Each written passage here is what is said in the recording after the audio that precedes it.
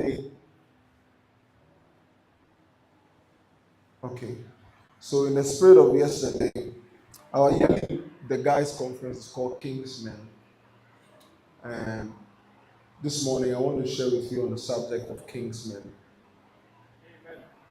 Amen. And in bracket you can add standing before kings. See, standing before kings.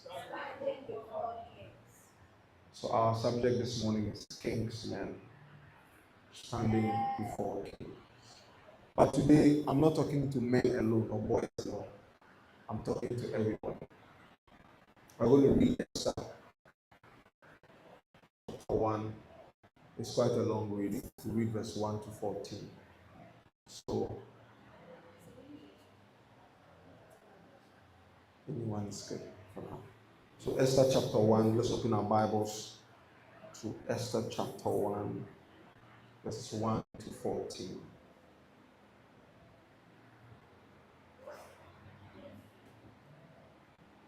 Talk if you are there ready for me, please.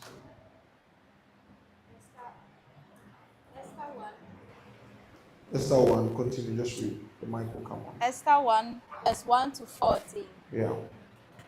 These events happened in the days of King Xerxes, These events happened in the days of King Xerxes, who reigned over 127 provinces, stretching from India to Ethiopia. Yeah. At that time, Xerxes ruled his empire from his royal throne at the fortress of Susa. In the 3rd year of his reign, he gave a banquet for all his nobles and officials. He invited all the military officers of Persia and Media, as well as the princes and nobles of the provinces.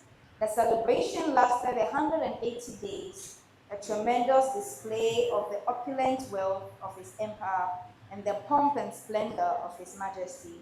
When it was all over, the king gave a banquet for all the people, from the greatest to the least, who were in the fortress of Susa. It lasted for 7 days and was held in the courtyard of the palace garden. The courtyard was beautifully decorated with white cotton curtains and blue hangings, which were fastened with white linen cords and purple ribbons to silver rings embedded in marble pillars.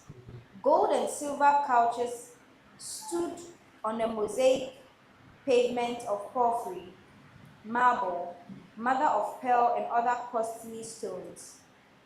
Drinks were served in gold goblets of many designs, and there was an abundance of royal wine, reflecting the king's generosity. By edict of the king, no limits were placed on the drinking, for the king had instructed all his palace officials to serve each man as much as he wanted. At the same time, Queen Vashti gave a banquet for the women in the royal palace of King Xerxes. On the 7th day of the feast, King Xerxes was in high spirits because of the wine. He told the 7 eunuchs who attended him, Mehuman, Biztha, Habona, Bigtha, Abagtha, Zethar, and Carcass, to bring Queen Vashti to him with the royal crown on her head. He wanted the nobles and all the other men to gaze on her beauty, for she was indeed a very beautiful woman. But when they conveyed the king's order to Queen Vashti, she refused to come. This made the king furious, and he burned with anger. He immediately consulted with his wise advisors, who knew all the Persian laws and customs, for he always asked their advice. Amen. The names of these men were Kashina, Shetha, Admatha, Tashish, Meres, Masina, and Memucan, 7 nobles of Persia. They met with the king regularly and held the highest positions in the empire. Amen. Amen. Amen. Amen. I'm sure if you have been a Christian for a while, you know this story. You would have heard these verses before. This is the story of Esther, and we're going to look at ourselves. Okay, this is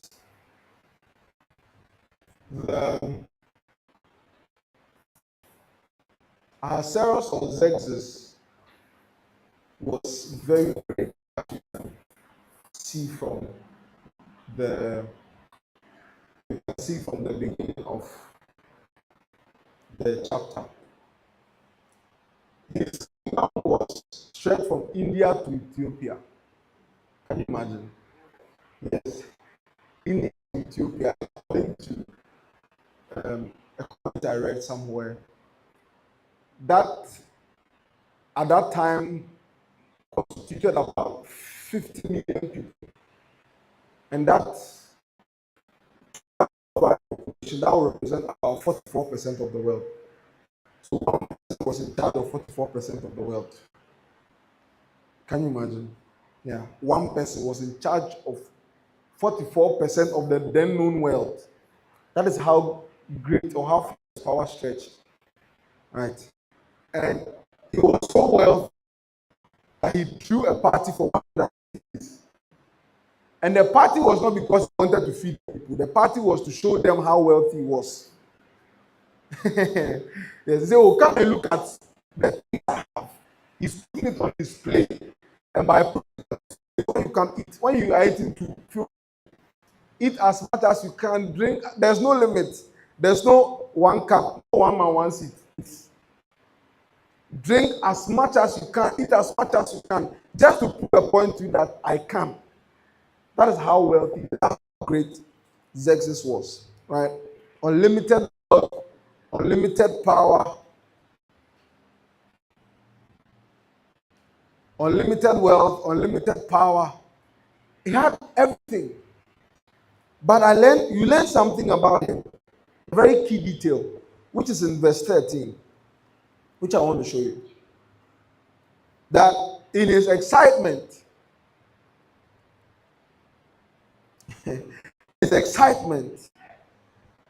he called for his wife, then Queen Vashti. And the woman said, Charlie, I'm busy, I'm doing something else. Today I don't want to do giddy giddy, so I won't go there. He consulted people, which is called the wise men, his wise men. Which suggests to me that in his abundance and his power, he was not the brute force. There are people he took counsel from. So he didn't just do something. Do you guys understand me? There were men who were advising the king. And not just any king, the king of practically half of the world. Please, are you following me? Yeah. The ruler of practically half of the then known world. He had people he consulted. And when you read the verse 14, he says that that was his custom. His custom was before he took any serious decision, he would consult his wise men and find out what they think. That is to suggest that there are some people, that is where the theme comes from, the KINGSMEN. There are some men, they may not be the kings, but they advise the king. They are essential to the advancement of that king. Yeah. There is a state or a place you can be in life. You may not be the main person, but the main person cannot do without you. Are you guys following me? You must be able to position yourself in such a way that you will become indisposable. It's true that we say that people are replaceable. It's true, but it's not always true. Some people are not replaceable. But it will take care of us to replace that one person. Because of the value they bring, when you attempt to remove them and replace them, you will see that there's a hole you cannot fill. So when I'm talking about the king, I'm talking about people who make kings, people who are so essential to a system, a function, that they are not easily replaced. That is a king. People are willing to stand before a king and advise him and counsel him. And I want us to be that kind of people, right? But this is just by the way. There are two groups of people here. There's the king and the kingsmen. And that is to say that the king, if that was his custom, it means that he did not rise to become that type of person. Are you listening to me? He did not become such a great person by mistake. This is just a side note I'm giving you. That there's nobody who rises to a certain place by mistake. Yes, you can't climb a certain ladder in life with your own common sense. No, it's not possible. You need counsel. You need people who guide you to get to where you want to be. As my favorite statement, one of my favorite statements, you can't go through life like Chuck Norris. You are not a lone ranger. You can't go and you want to fight your way through everything. It does not work like that. You need people who will tell you do it like this. They may not have the ability to go where you are going, but they have the eyesight and wisdom to direct you that go here. So everybody needs somebody. Everybody needs somebody. Yes. The rise and fall of every man depends on the kind of advising him. The kind of people who are with him. Who are your men? Look at the people around you. If you want to see how far you look at the people around you, and look at the advice they are giving you. When Solomon came to power, and when he came to power, somebody wrote and said, Father, no, he was a good man, but he used to make us work. We used to labor a lot. So do something about it. Reduce the burden a little. Then you want to ask Solomon's counselors, the people who were counseling Solomon, and they said, reduce the burden a little. They will save you forever. When he advised him, he did not listen. And he went to ask his friends. Bible says that the people he grew up with. And he went to ask them, what do you people think I should do? He said, your father was doing this big thing and you want to reduce it. Tell them that your hand, your little finger is thicker than your father's waist. What it means is that what my father did to you is small. I'm come to show you real premium shege. Do you understand? I'm come to show you shege, like premium one. My father's one there was small. I will lash you with, my father lash you with waves. Me, I'll lash you with scorpions. That's what he said. And then he did not take the good advice. He took the time to make that announcement. If that's what you are come to do, then stay with your tribe. That day, the whole kingdom was split. He lost, is it 10 or 11? He lost 10. The same day, Saul ruled all 12. David ruled all 12. Solomon ruled all 12. And handed all 12 to you. By one advice, he lost 10 in one day. Can you imagine? People around you are going to make you or break you. The people you take advice from are going to make you or break you. Seeking advice is not a sign of what should I do? Daddy, what should I do? Mommy, what should I do? When you see somebody who has gone ahead of you, what do you think I should do? How should I go about it? And some advice may not be directed towards you directly, but wisdom is the ability to appropriate the wisdom, the advice that is being given to somebody, to appropriate and use it for yourself. But this type of Charlie and Conam type of lifestyle, it will help you. Please, are you guys following me? Yeah. So every person, just like Ahasuerus or Texas, for you to reach a certain height, you need people. That's why companies have board of directors. Yeah. The person who formed the company, if you want to register a company at register dinner, they'll tell you to form a board. Yeah, they'll tell you to form a board of a certain number of people because you need that. You have all realized everybody needs advice. Because if we leave you alone, you do some way. When we left you to go to university, it was not easy. Please, are you guys following me? So everybody needs kingsmen. Say everybody needs kingsmen. Or every king needs kingsmen or kingsmen. Say every king needs kingsmen. Every king needs a kingsman. Every queen needs kingsmen. Yes, every king needs kingsmen. You need people, wise men, not just anybody. I like the qualification. He said he has wise men. Say wise men. Yes. So we are going to look at kingsmen. How does one climb up to become so essential to a king? So I'm talking about two groups now: the king and the kingsmen. The way society is structured, many of us will fall under the category of kingmakers, right? Or until you become a king, you are a king, a kingsmaker, you are a kingsman. Until it's your turn to rule, you will function as somebody. Are you guys following me? Until it's your time to be on top, you have to start gradually and work your way up.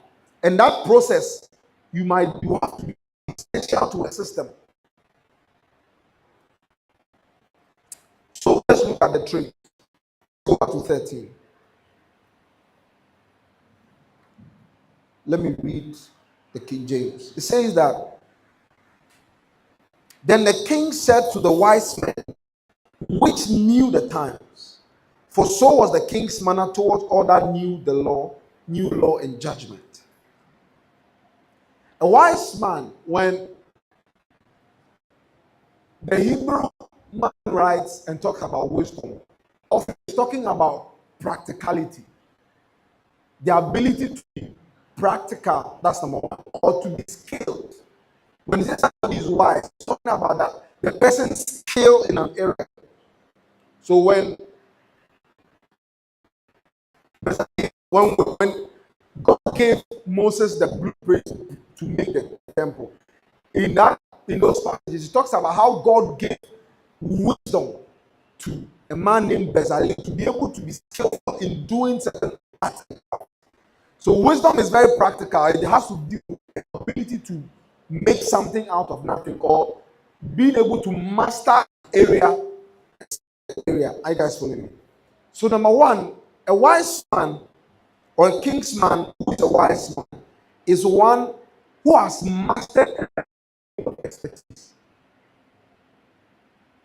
You must be a master in something. Say, I must be a master in something. You must be able to have a certain level of skill that makes you indispensable to any system you are part of. Yeah. You must be able to have mastered the ways and necessary, not just any skill, because all of us have mastery in useless skills. Yes. They ask somebody that, so what can you do? So me, I can sit in one place.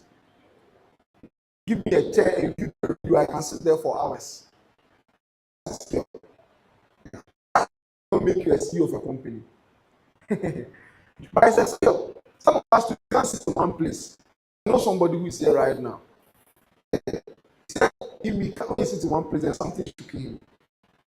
You see? Yes. We'll go and fight after 7. But he's here. He has no problem about him. They reported him to me that he said he cannot sit in one.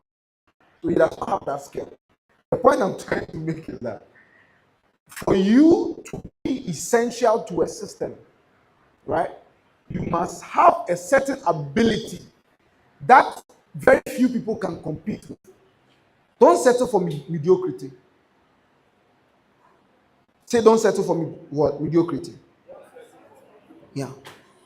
You must be able to operate fluently in a certain area. You must be able to operate fluently in a certain area. So if you are at work and you are a secretary and you are supposed to be typing, secretaries are supposed to be typing.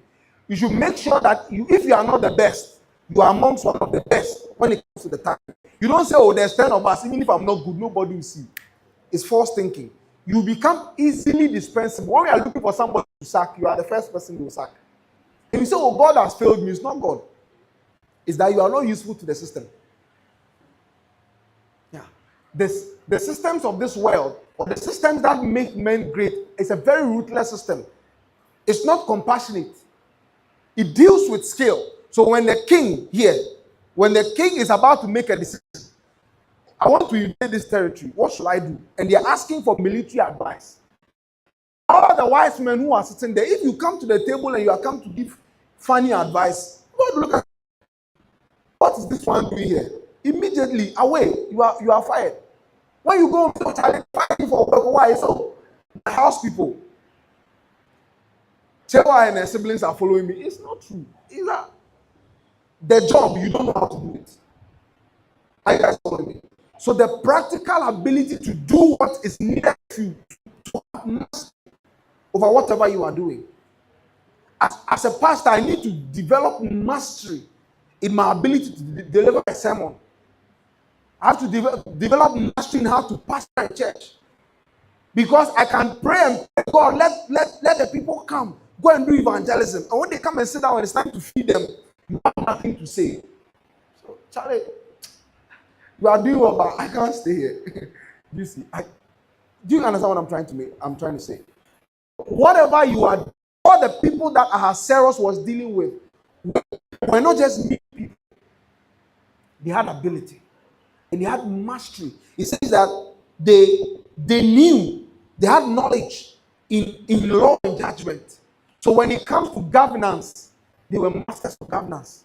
They knew what to do. What you may not know about, let's say, politics, what you may not have taken seriously about politics. There are some people who drive political systems. They may never become the president, but they know how to win elections. So the whole system, everybody is afraid of him, because if you touch him, the whole political campaign is over. Do you understand me? Yeah. But that person may never sit on the throne. You never see the person's face on the throne. Oh, vote for number this or number that.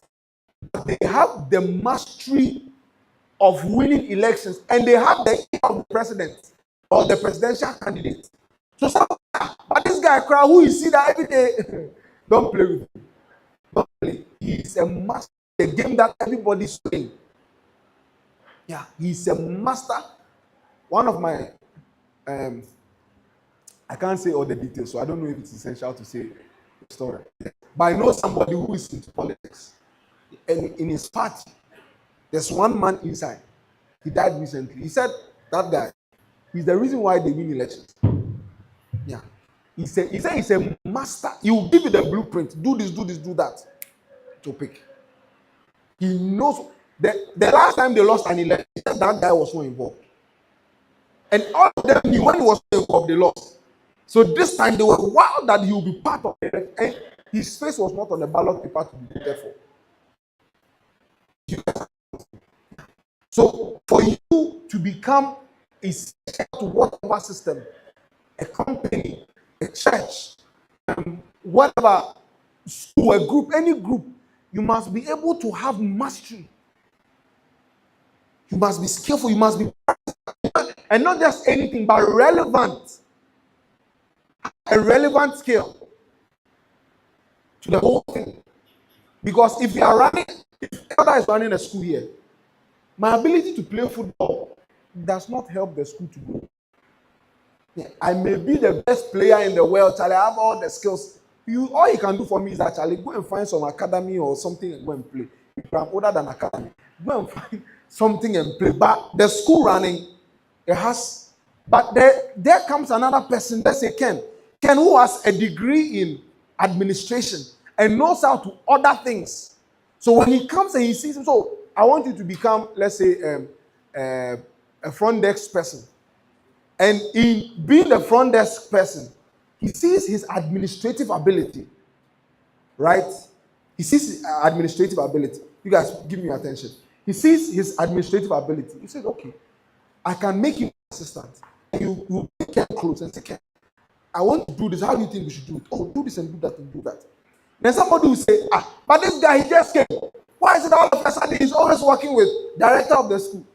Don't play. Don't play.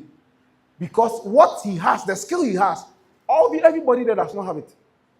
And that is what will bring him close. Time will not permit me. I would have gone forward to continue. So number one, to be a wise man, a king's man must be one with practical skills. Essential for the running, the agenda, the main agenda of the place. Number two, he says, the wise men which knew the times. Say knew the times. Yes, or discern the times. A wise man or a king's man is one who has the ability to determine or discern the times.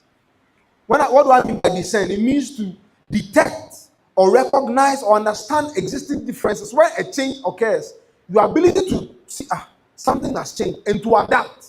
That's discernment. It's to know that, okay, this is where I am, this is how I must act. Many people are not discerning. For example, children.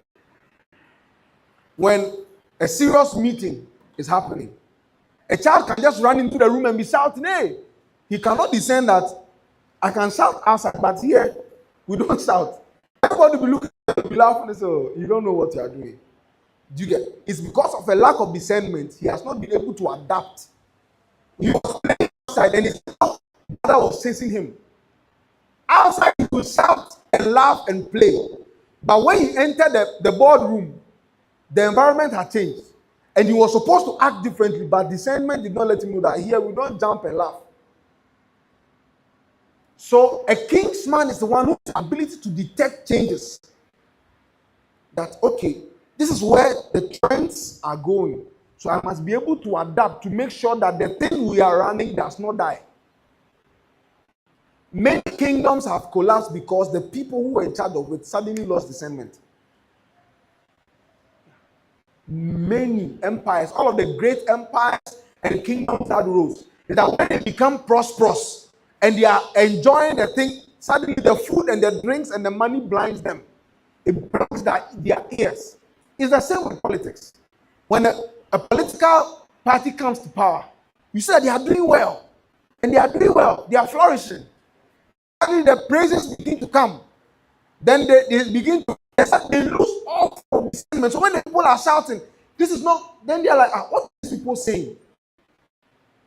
3 months ago you said we were doing well. Now why are you shouting? Then they will start attacking the people. It's because the people who are running the thing, they've lost discernment. They can't discern that. So if you are going to be relevant, a wise man, a king's man is somebody who is able to detect and adapt. And when you detect it and you adapt, you realize that the thing begins to continue.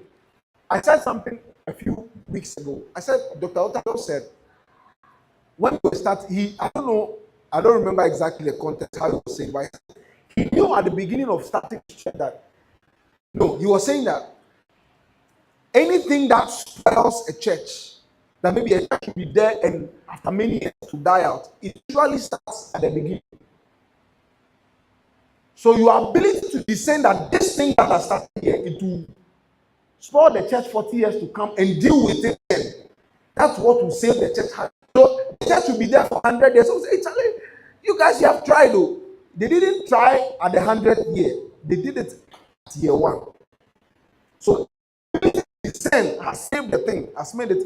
So when you have people around you can discern changes and make you adapt. Those people are essential. They make the thing continue. They don't make it die. So we must become discerning people. Right? When we say discernment or discerning the times, discerning times includes discerning the caliber of people, right? And their traits and their emotions and their inclinations. And also discerning the political changes and the moral atmosphere of the time you are in. One of the saddest things to see is when people who used to be good at something and did not evolve realize that the time has changed. They feel like I was good 10 years ago, so I must be good now. It's not so. I went for a friend's wedding and a choir came to sing. And one of the young boys was so they came with a older pianist. And when he came to sack the boy, he was not singing top. So as he was playing, he was messing the thing. And his choir people began to attack him. Like, why did you go and sack the boy? So one of the choir leaders came to sack him and put the boy there. He said, Charlie, get up and let the boy play. Can't you see that? It's not what you used to play 10 years ago. It's not the same thing now. But because he was obsessed with himself, he was not able to discern that, Charlie, when I entered, what the boy was playing is far ahead of what I'm playing. So which one will say, Charlie, show me what you are playing, rather than coming to sack him. Yeah. But unfortunately, many people are not able to discern the times. They are not able to discern the changes that occur. So they are going on with the same old. And like, this thing you are doing, I give you 5 years, it will waste. When mobile phones started to become popular, people were still operating internet cafes. But many of them did not realize that this thing, it is 5 years, everything will shut down. And people were buying computers and being, 5 years old, and you are investing in importing desktop and things. Can't you see that the times are changing? They didn't see. Before they realized, there was one, I forget that name. Busy internet. You'll be importing computers, setting up, Charlie, come and browse for free. I was like, my brother, internet data now. Charlie, they have more data than you, the internet cafes. What are you talking about? Yeah, they have more data than you are running internet cafe. So now you're running internet cafe. Last week, I went to print something up here. And I saw one boy there. He was listening to music on YouTube. Like, he has come to press. Hey, people still pay to access internet.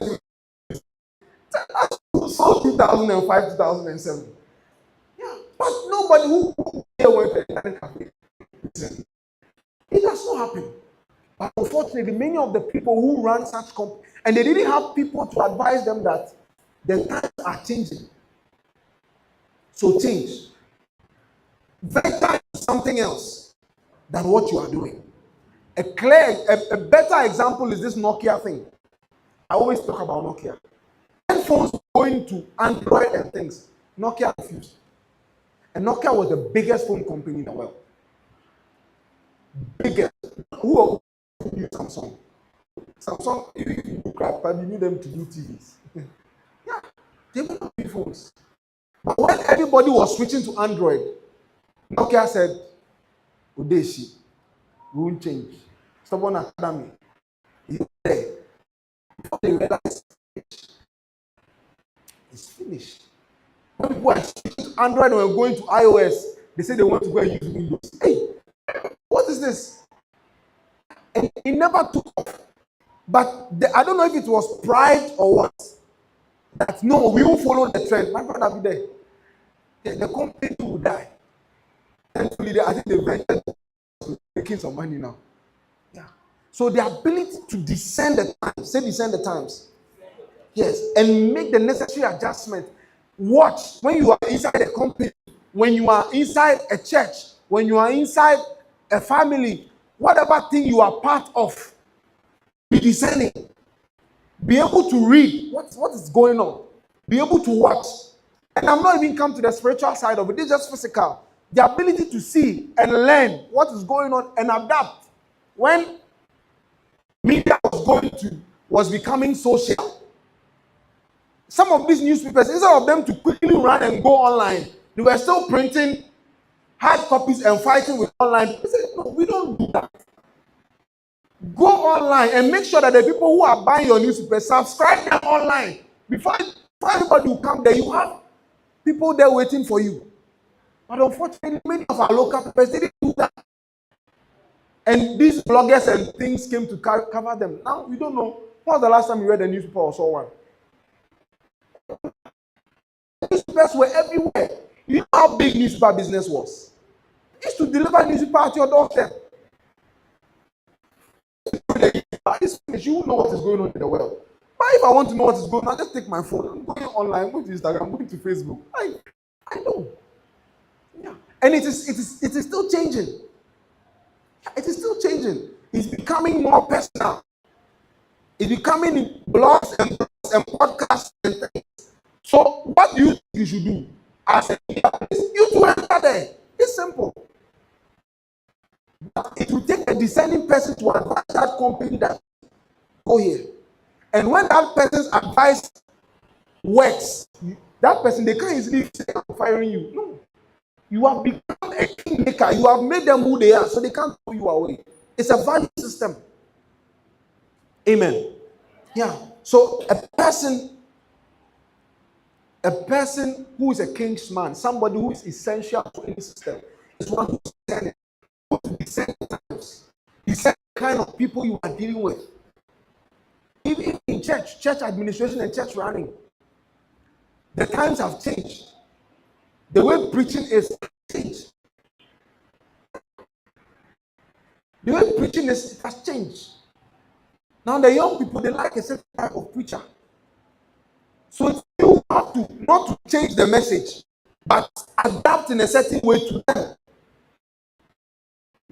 My favorite style of preaching is stand in one place, even write the whole sermon and read. Yeah, those are the people I like. Those of you who have sent messages before. I see a message, like I want somebody, no jokes, nothing, straight face, give you 5 minutes, straight to the point. But if I come and preach like that, I'll come and tell me, Charlie, this one there, it didn't work like that too. Yes, I have to prescribe some drugs. You have to tell them, bro, the people you are dealing with, they are different. Are you guys following me? Yeah. So I have to adapt, be discerning to know the kind of people I'm preaching. I told somebody, I asked the person, I said something, I don't know about, I think I sent the person a message, audio to listen. And I was explaining this type of thing, and I was like, I think I made reference to it that myself, I am either different or similar, something like that. And the person said, if I didn't like the way you preach, I'll be coming to church. Yeah. He said, if I didn't like the way you are saying it, like you won't see it, basically. So it is an adaptation. I need to make sure that not I'm going to preach the person likes, so I'll decide how the person receives, so that you'll be able to flow with the person. If not, you'll be there, you'll be preaching, and the whole thing will die. Are you guys following me? Please, am I making any sense to you? Yeah. So a kingsman is one who can discern the times. Say discern the times. Yeah. And that's the physical aspect. And there's a spiritual side of discernment. As a believer, you have an added advantage of discerning things spiritually. So you are not able to see physical signs, the ability to discern the change that is coming and adapt to the change. It's not just discerning, but adapting. That's what makes you valuable. That you can tell somebody, this thing, do it like this. The time is coming, it's going to change like this. And you may not have physical evidence to back it, but spiritual. God has shown you that this time is going